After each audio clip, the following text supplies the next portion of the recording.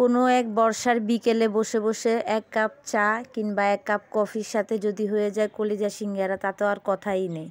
সাথে যদি থাকি প্রিয়জন, তাহলে তো সব কিছুই ষোলো আনা।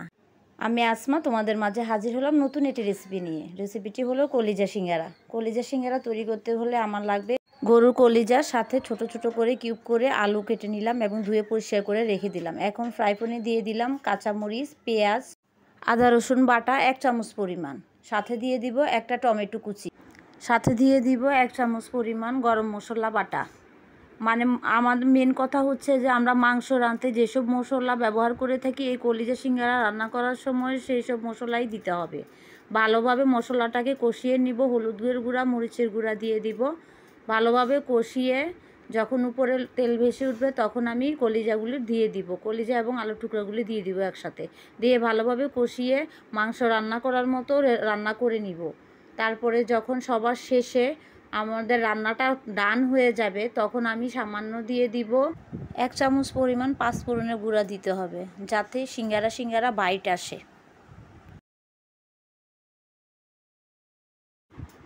পাঁচফোড়নের গুঁড়োটা দিয়ে আমি আলাদা সাইডে রেখে দিব।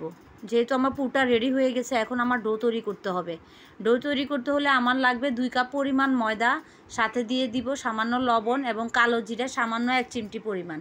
তারপরে দিব তেল দিয়ে আস্তে আস্তে আমি ডোটার সাথে মিশিয়ে ফেলবো এবং অল্প অল্প করে পানি মিক্স করে আমি ডোটা তৈরি করে ফেলবো। তৈরি করে আমি 5 মিনিট রেস্টে রাখবো। রেস্টে রেখে পিয়া বেলনের মাধ্যমে অল্প অল্প করে ছোটো ছোটো করে লিচি কেটে নিব, কেটে বেলা শুরু করব। এটা সাধারণত নর্মাল রুটির মতো হবে না, একটু লম্বা টাইপের রুটিটা হবে এবং মাঝখান বরাবর কেটে আমি পানির খিলির মতো করে আমি এটার সাইজটা দিয়ে দিব। আমার এই সাইজটা যখন মিলাবো, তখন আমার এই কাটা অংশটা মিলাবো, তখন আমি সামান্য পানি অ্যাড করব। অনেকে এখানে ময়দার ডো মানে পাতলা ময়দার লিকুইড ইউজ করে, আমি এখানে পানি দিয়ে দিলে হবে, লিকুইড লাগবে না।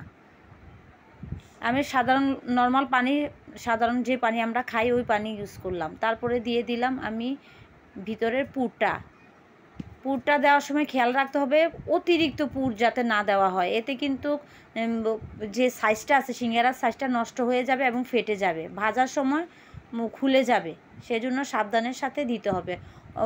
সিঙ্গারার এই সাইজটা দেওয়ার সময় অনেকে অনেক রকমভাবে দেয়, আমি সাধারণত এভাবেই দিই। আর তা না হলে কুচি টাইপের, মানে শাড়িতে যেরকম কুচি দেয় ওভাবে 2-3টা কুচি ফেলে দিলেও হয়ে যায়। আমি সবসময় সিঙ্গারার সাইজটা এভাবে দিয়ে থাকি, তোমরাও ট্রাই করে দেখবে, একদম ইজি, কোনো ডিফারেন্ট কিছু না, এত কঠিন কিছুও না, একটু ট্রাই করে দেখবে। আমি আবার দেখিয়ে দিচ্ছি, ঠিক এভাবে পানির খিলির মতো করে ভিতরে ডোটা এভাবে ভালোভাবে করতে হবে যাতে না খুলে যায়। তারপরে দিয়ে দিব আমি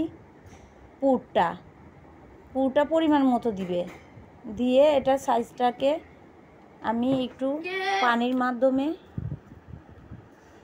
লাগিয়ে দেব। ঠিক আমি কিন্তু 2 ধরনের সিঙ্গারা তৈরি করলাম, একটা রোলের মতো করে দিলে বাচ্চাদের টিফিনে নিতে সুবিধা হয়। একটা রোল দিয়ে দিলে হয়ে যায়, ধরে খেয়ে ফেলবে, কোনো সমস্যা হয় না।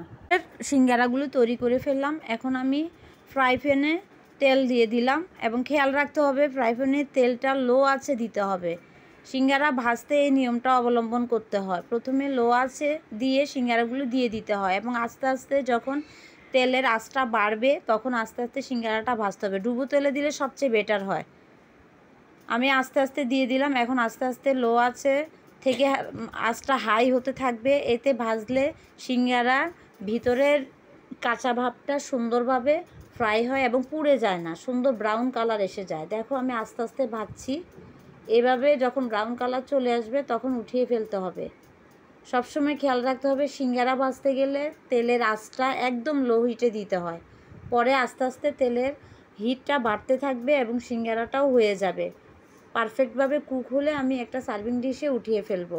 দেখো কীরকম লোভনীয় লাগছে এবং অনেক সুন্দর দেখতে, খেতেও কিন্তু সুস্বাদু ছিল। তোমরাও এভাবে ট্রাই করবে এবং আমাকে জানাবে কেমন হয়েছে। অসংখ্য ধন্যবাদ এতক্ষণ আমার ভিডিওটি দেখার জন্য, আমার পাশে থাকার জন্য। সুস্থ থাকো, ভালো থাকো, আল্লাহ হাফেজ।